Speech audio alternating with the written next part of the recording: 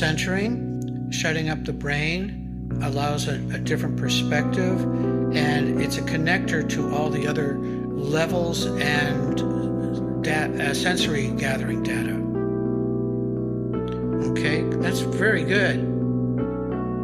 The trick is that once you begin to focus just on the breath once or twice a day, you can then begin to bring it into your day.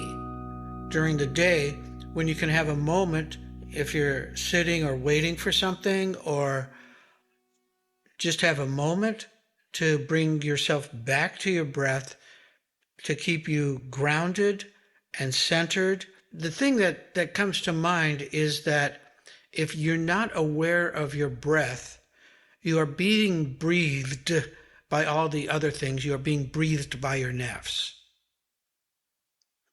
And when you are in charge of your breath, that makes you in charge of your brain.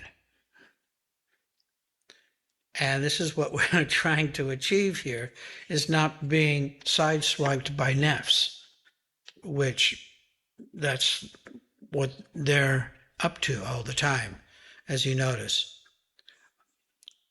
Does that make sense? Yes, sir. Yes. I just want to reiterate that this breath is not filling up your lungs. This is breathing in through your diaphragm, which uses more of your body and uses more of the lungs and is more effective and is proper breathing. If you try and breathe in through your lungs, it doesn't work as well. What this also is giving you is a center of gravity, and gives you a center to focus on. If you can breathe for 5 to 10 minutes every day without anything else going on, and I know it's hard, sometimes driving, you can do this just as a kind of meditation, not as a complete meditation because you have to pay attention to what's going on, but maybe before you get out of the car, you take a few minutes to breathe. The more that you can do this, the more that you can stay centered. All the kinds of nafs that we have to deal with are less likely to pull gravitationally. Nafs are like gravity. They'll just pull you in unless you maintain a steady stance and keep your feet grounded and feel that your feet are on the ground. This takes pretty much everything we have just to maintain a balance during the day. And for some of us, the extroverts, the addiction to other people's behavior and attitude is also a magnetic pull that it easily upsets us if we get an incorrect or improper response. So the idea of other people aren't as important as keeping your breath and your center. So I know how hard it is to do this every day, but the more you do it, the easier it gets, and the more you become aware of what's really going on inside you. And it gives you an ability to make choices of your own rather than what other people are trying to pull you into, no matter what size they are.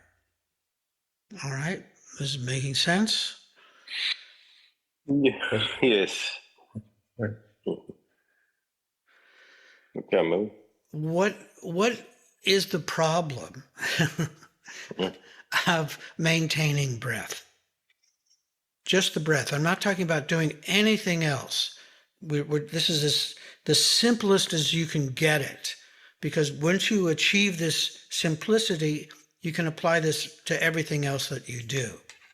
So what interferes with you coming into the breath or takes you out of it? What makes it difficult? Conditioned patterns and distractions. Yeah. Conditioning, patterns, distractions. So, what are some of the ways to counteract the distractions? The breathing while being distracted. Good. It's the tricky part, but it's good because it's like so you know try and just breathe and then something comes up. But well, I have to deal with this thing, but I can still, you know, take a few moments to look at it and then come back to breathing and then, or this person, you know, listen for a while, come back to breathing, and occasionally focus on both at the same time, but that's really tricky. But sometimes it starts happening where it's like you're breathing, especially if it's like I'm enjoying the physical tasks at the moment because you can breathe while, you know, like if you're chopping wood or if you're, you know, mowing or whatever, you can turn that, like you're saying with driving, you can sort of turn that into a bit of a breathing exercise. Yes. It's harder with people, but still, I find that these days with the kids, it's like, okay, what do you need? You know, and then you sort that, and then it's like, take another breath, and then the next one comes up, the next thing comes up, and it's like, okay, cool, and then take another breath, and then you start to cherish the times where that's not happening, which come up anyway in life, because you always got times where you have to somehow you end up by yourself without, you know, you're waiting for something like the NRMA or Okay. you know, whatever, at the shopping queue or whatever, and then there's another time for a couple more breaths, you know, and then at night, obviously, you can get back to a bit of the center again. But then it's funny because you think that other things are the distraction, and sometimes, you know, you're by yourself and you get more distracted because our brains are the big distraction. Yep. So, a couple things that might be helpful for this is to have something in your hand or something that you're wearing or something that you can touch that reminds you to breathe. It can be as simple as holding your tesbih or a rubber ball that you can squeeze or something that you can have within your grasp that reminds you, oh yes, I can breathe here. And to keep doing that as part of your practice. To me, before zikr, before anything that is available to you, the first thing is being able to know your breath and to be able to return to it at any time. The reason is because this is your touchstone to Allah and to your heart. Without it, you can't make the connection. When you can connect, then you can do your zikr. But if you don't have a center or you don't feel grounded, you need to get back to that. And one of the best ways with breathing, especially in moments of anxiety, frustration, stress, is to breathe. Because what you're doing is counteracting the flooding of hormones like cortisone, adrenaline.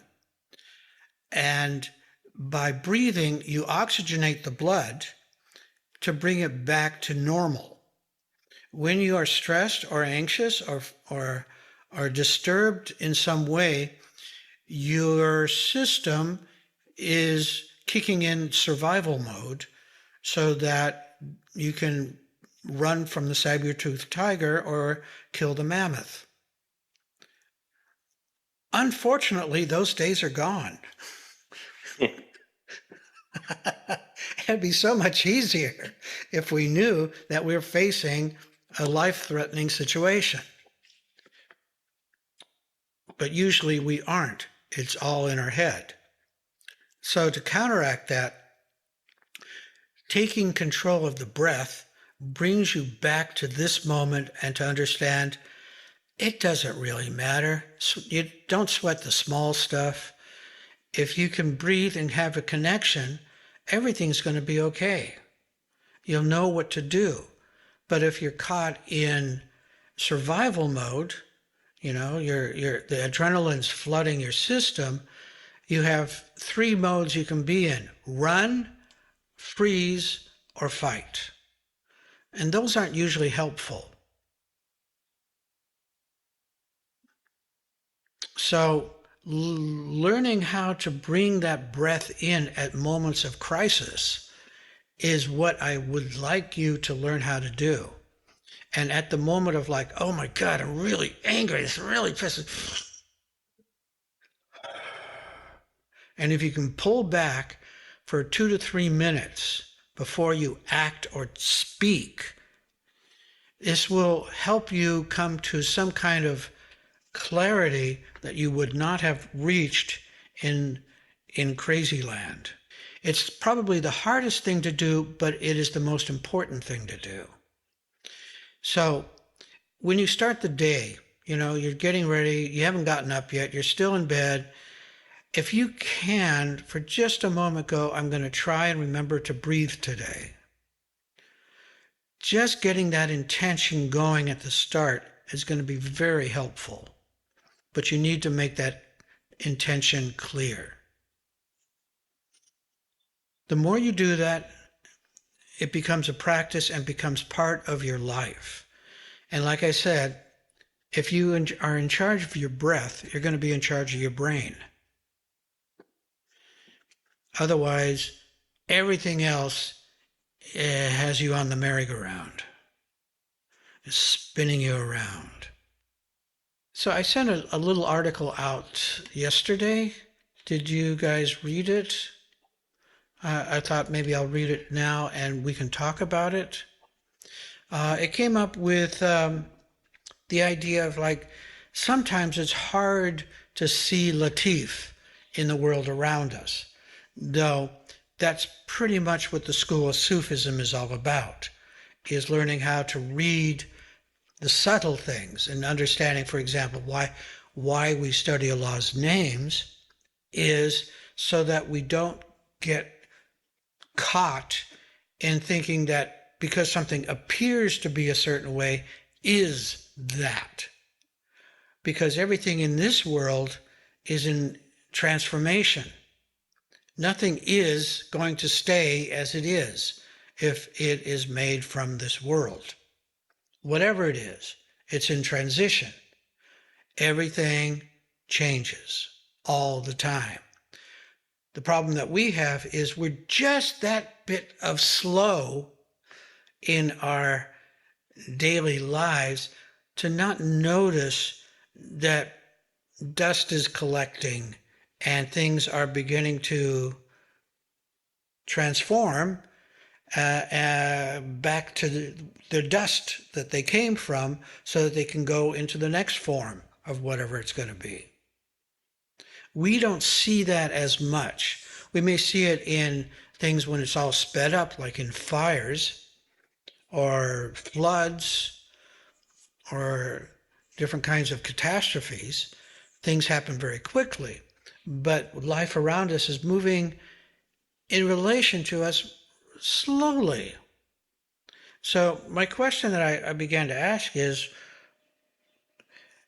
what if all of this that we're seeing in motion slowly, what if everything that we're looking at is just a metaphor? What if what we look at solidly is actually a metaphor for things that happen in the spiritual world? Here, we've frozen light so that it's very slow, and we don't get to see how things move unless, also time lapse is pretty cool that way. But what if this is the echo of reality? That what is real is something completely different, and that all of this matter and space and time, this freezing of essence in all of the animals, plants, and phenomena are solidifications of how spirit works? What if all of this are really indicators of how things really work? So you're talking more like about the nature of this world around us, such as, yeah. Okay. Physicists have come to the conclusion that we are only perceiving 5% of what's going on around us. Right. The other 95% is made up of a chunk of dark energy and dark matter. And they don't know what that is. And they can't figure it out. And they have all these calculations and all these theories, but none of it makes sense. One, because we don't know how to look at it. We don't understand it. And therefore, it's a mystery. They're trying to figure out, why is the universe expanding? And it's not slowing down, it's getting faster. What is doing that? And why are galaxies moving in such a way that they shouldn't? Unless there's something in between all of those stars. So, and my conjecture is because we are only, with this body, not able to see beyond the physical, and that there's a lot more, and maybe even think of it as more dimensions, or as Mui was mentioning, the different kinds of bodies. So we have our physical body, but there's also a spiritual body or spiritual heart as well. And there's the archangelic, a deeper heart connected to the archangelic world. And then there's the Sir al-Sir, the secret of secrets, which is the heart that's connected to Allah. So maybe what we're looking at in the universe with the dark matter and dark energy are part of that idea that there's much more that is around us that we can connect to if we turn our eyes to that, our spiritual eyes, our eyes of our heart. And this is where we're talking about Latif. The idea of, it requires a different kind of sight to be able to understand these things. So it's just kind of a metaphor, kind of a larger view of how things are many levels and many dimensions, and that what you see is not necessarily what you get. And does choice has a role in that, Shaykh? Choice? What do you mean? Well, there's so many, as you were talking about, levels and so much that we're not aware of. But there's our connection to it, our role in this world, in this life. I mean, we're not here just to sort of go along for the ride, maybe in part, but how we choose to conduct ourselves in this world has a role in the way we perceive that relationship with that metaphor, as you're saying. Mm-hmm. Yeah. There's some other things. Well, first of all, it's just a mystery that's okay.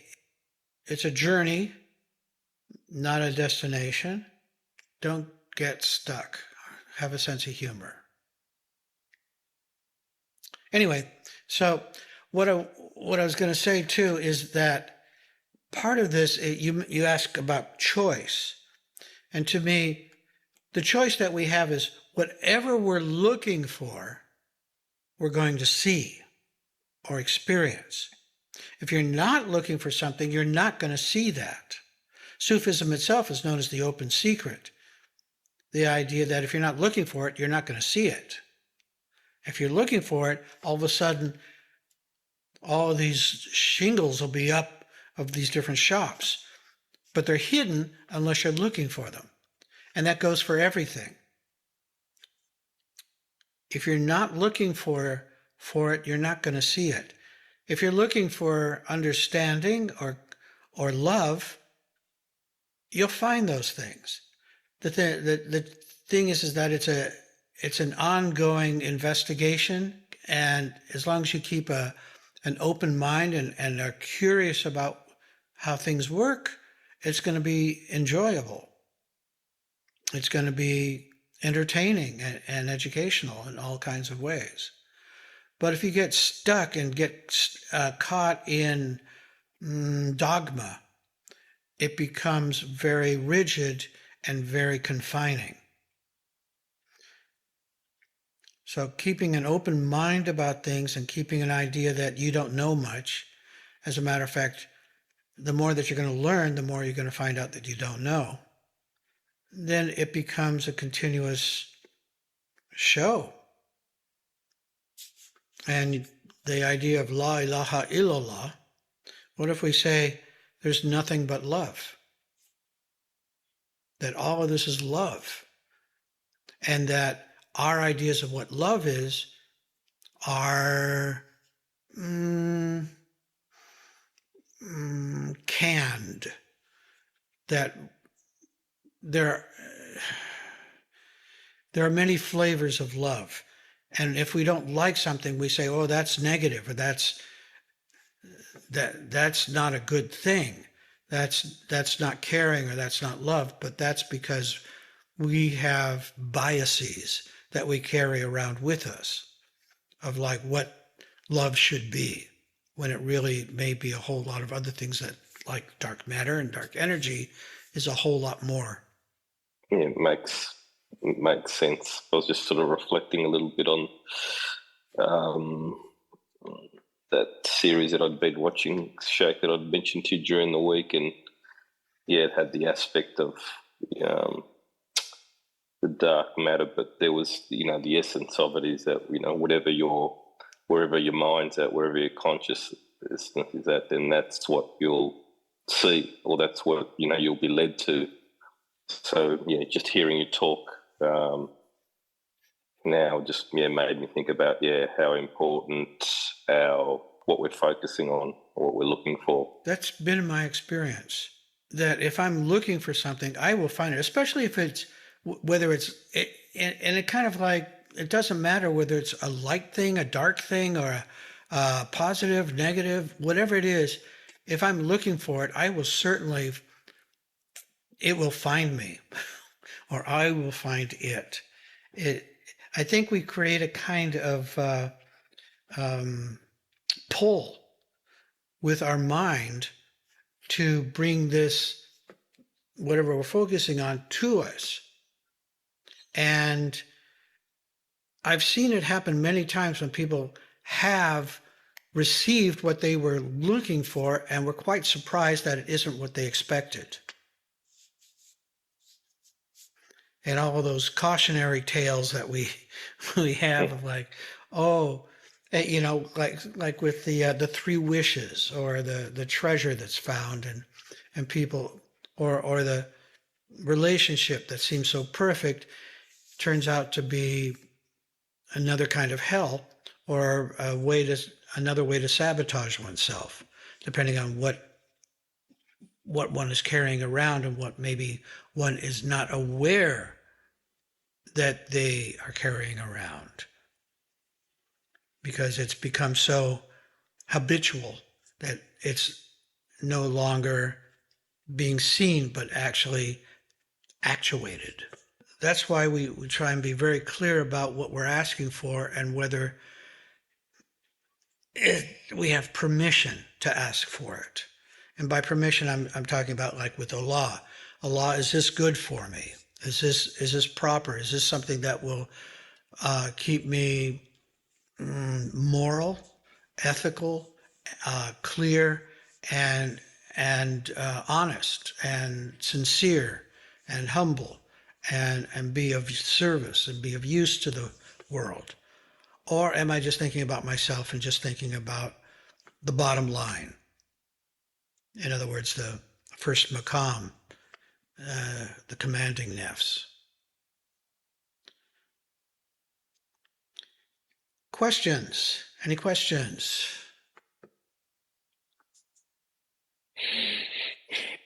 Yeah.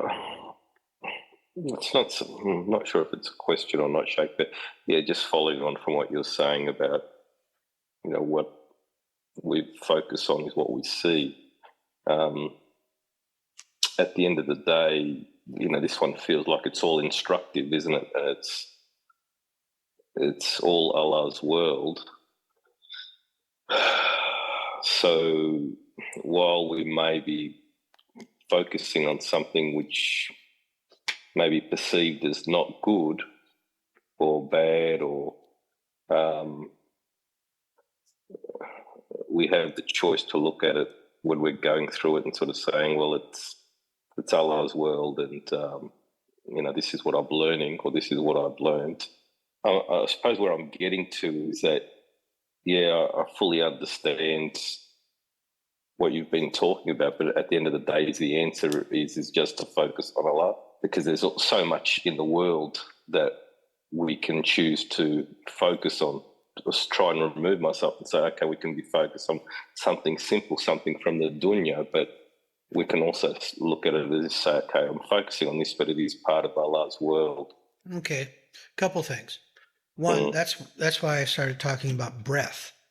That to me, when things get a little bit chaotic and confusing, it's always good to return back to the breath, because that clarifies that you are here and now, that this is what you've got, that this is a great place to start, here and now, this breath in and out. It brings you back to this moment. This is where Allah is. And that the other answer to that is that we're learning. We're learning about Allah. We're learning about ourselves. We're learning about the world. We're learning so many different things, and to be using the breath to help us assess what this moment is that we're learning, because it's always changing. So learning and being, it really helps to articulate what the lesson is that you're getting right now. And one of the questions I had for myself was like, so what happens if I get to do what I really want to do? And then all of a sudden, should that happen, like it is kind of, is I get distracted. I get very distracted and completely caught up in all the little tiny details that are necessary, and into the world of dunya, of all the things that have to do with how money flows, and investors and banks and attorneys, accounts and contracts, and letters of intent and special purpose vehicles, and just a whole litany of very specific, confusing details of the business world, and how easy it is to just get sucked into that flow and not remember that the whole point is that this is for Allah's sake, and that I need to keep my feet on the ground and keep breathing. That's why I'm talking about this, because I need to do this as well. It's a very tricky thing to do, and that all I'm finding is how important the breath is. That it's more, it brings you into contact back with your heart. That without breath, you are caught in the sewer of nafs. And it flows very fast, and it's very hard to go against the current. The other part of that is in learning to recognize that it's not about that you're a bad or good person. It has nothing to do with that. You're receiving data. Sometimes the data is yes, sometimes it's no. But they are not positive or negative. They're just data that you can use or not use. You can accumulate experience and use it to do better when the next kind of situation occurs.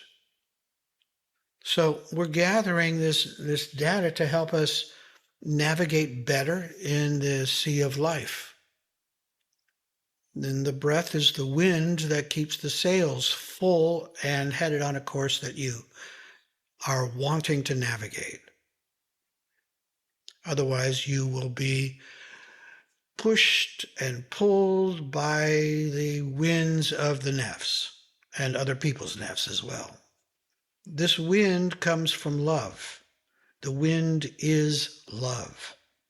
The wind is Allah.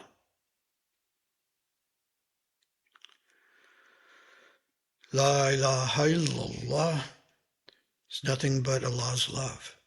The conclusion I've come to is, what if reality is just the opposite of what we thought it was, and that all of this is a fleeting dream? Soon we return back to love that permeates throughout all the universes, and we are part of that love, which connects everything, everywhere, every time.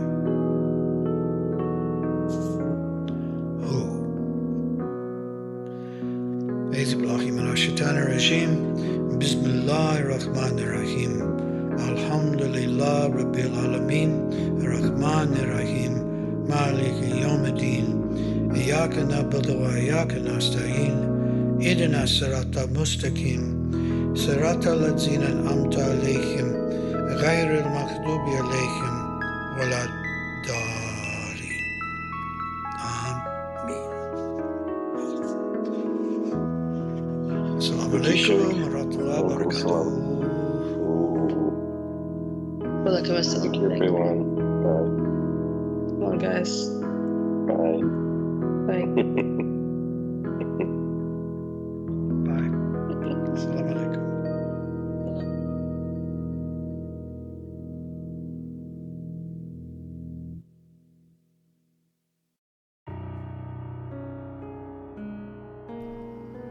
Salaam Alaykum, murids, seekers, curious, and interested listeners.